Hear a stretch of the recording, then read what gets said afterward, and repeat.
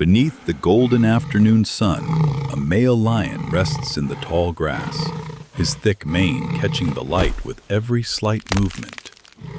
He appears the picture of dominance and calm, an animal that fears almost nothing in his environment. But even the king of the savanna cannot escape one persistent, universal problem: the constant presence of ticks and parasites hidden within his fur. Lions, despite their formidable strength, are far from immune to parasitic burden. Their fur, especially the dense mane carried by males, creates ideal hiding spots for ticks, fleas, and other small parasites, particularly around the neck, ears, and base of the mane, where visibility is limited and grooming becomes physically difficult. A lion's rough tongue, while effective for general grooming, struggles to reach the deepest sections of its own mane, leaving certain areas persistently vulnerable. Throughout the day, subtle signs of this discomfort become visible. The lion shakes his head sharply, ears flicking rapidly against unseen irritation. He rolls onto his back in the dry grass, exposing his belly briefly in an attempt to relieve an itch he cannot otherwise reach. He rubs his face and neck against a nearby tree trunk, a behavior that offers only momentary, incomplete relief. This is where an unexpected visitor enters the scene. An oxpecker, a small bird typically associated with grazing animals like buffalo, rhinos, and giraffes, lands directly on the lion's back. This interaction is less common than similar partnerships involving herbivores, but it does occur, particularly opportunistically, when a lion remains still for extended periods, offering rare access to a normally unapproachable predator.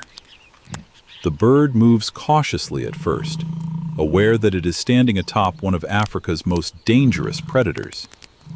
But instinct quickly takes over. Its sharp beak begins searching through the lion's fur, parting strands methodically until it locates a cluster of ticks embedded near the skin. One by one, the oxpecker extracts them, working with the same practiced efficiency it uses on far less intimidating hosts.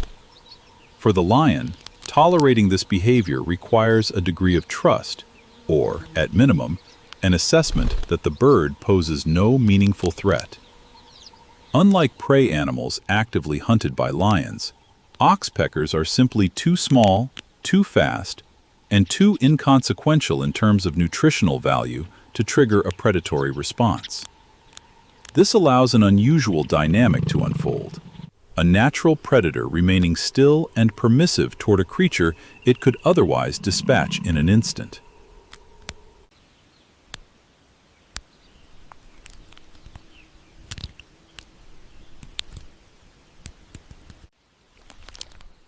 The oxpecker moves deeper into the lion's mane, an area especially rich in hidden parasites due to its thickness and density.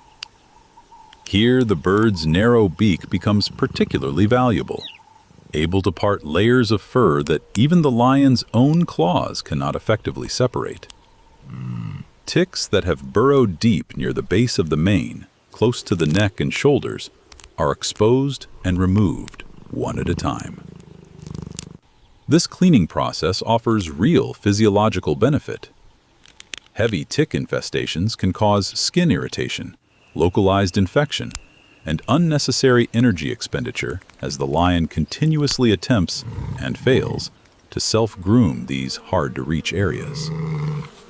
By allowing the oxpecker to complete this task, the lion effectively reduces physical stress without expending significant energy of his own, a valuable exchange for an animal that relies heavily on conserving energy between hunts. For the oxpecker, the benefit is equally clear, though perhaps even more valuable given the rarity of this particular host. Access to a lion's fur, especially the mane, represents an untapped feeding ground compared to the more commonly used herbivores most oxpeckers rely on. Fewer birds compete for this particular food source, meaning less competition and a potentially richer feeding opportunity. provided the bird can maintain the lion's tolerance. As the bird continues its work along the lion's shoulder and neck, the lion remains remarkably still, occasionally shifting only slightly to allow better access to a persistent itch. This level of calm cooperation between a natural predator and Africa's most opportunistic small bird highlights something important about survival strategies in the wild. Even the fiercest animals occasionally require assistance they cannot provide themselves, and evolution has, in certain circumstances, allowed even the most unlikely species pairings to find mutual benefit.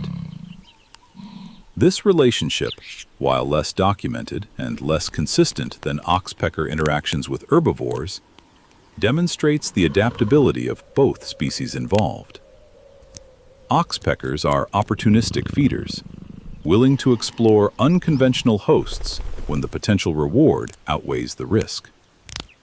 Lions, meanwhile, prioritize practical outcomes over rigid behavioral patterns, tolerating temporary vulnerability if the result genuinely reduces physical discomfort. As the sun begins to lower, casting long shadows across the grass, the oxpecker completes its work, having cleared a significant portion of the parasites from the lion's neck and mane.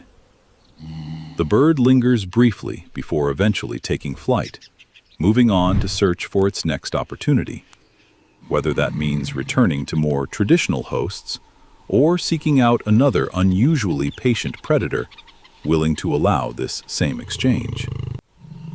The lion, now visibly more relaxed, settles deeper into the grass, his earlier restlessness replaced by calm stillness.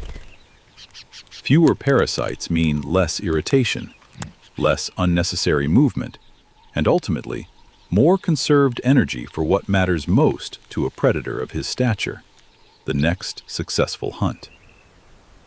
This brief, unusual partnership between lion and oxpecker reveals something important about nature's flexibility.